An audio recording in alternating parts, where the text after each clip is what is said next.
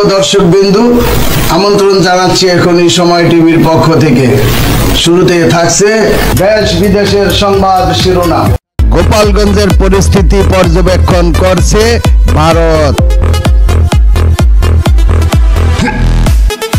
গোপালগঞ্জে জাতীয় নাগরিক পার্টির এনসিপি জুলাই পদযাত্রা ঘিরে বুধবার দফায় দফায় হামলা, ভাঙচুর, অগ্নিসংযোগ ও ককটেল বিস্ফোরণের ঘটনায় অন্তত 4 জনের প্রাণহানি ঘটেছে।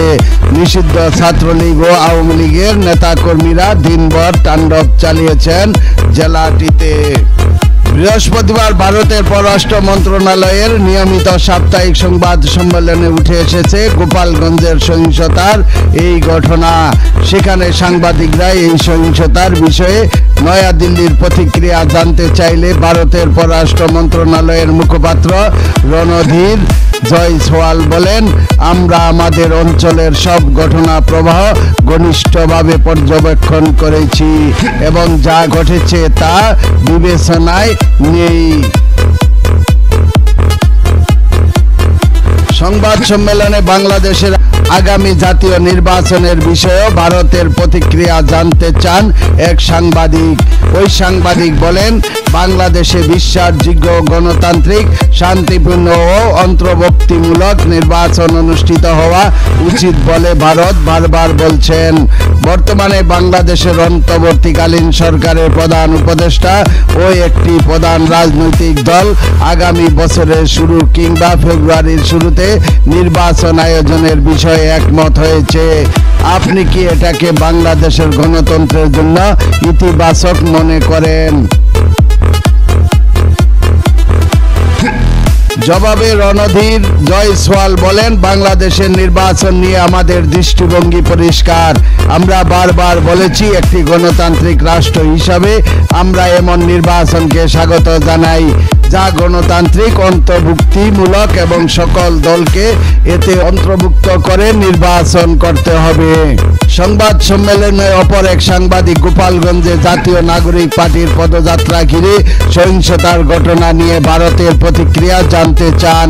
রণধীর জয়সওয়াল বলেন, আমরা আমাদের অঞ্চলের সব ঘটনা প্রবাহ ঘনিষ্ঠভাবে অনুসরণ করি এবং যা ঘটছে তা বিবেচনায় নেই। প্রয়োজনে আমাদের পক্ষ থেকে যথাযথ পদক্ষেপ নেই।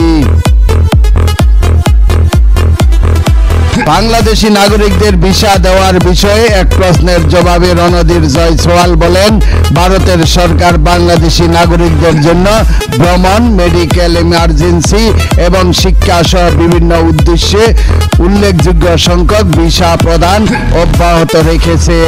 গত বছরের জুলাই আগস্ট থেকেই বাংলাদেশে ভারতের স্বাভাবিক ভিসা কার্যক্রম কার্যত বন্ধ হয়ে গিয়েছিল। ভারতের ভিসা পাওয়া যাচ্ছিল না বলে অনেক বাংলাদেশি নাগরিককে চরম দুর্ভোগে পড়তে হয়।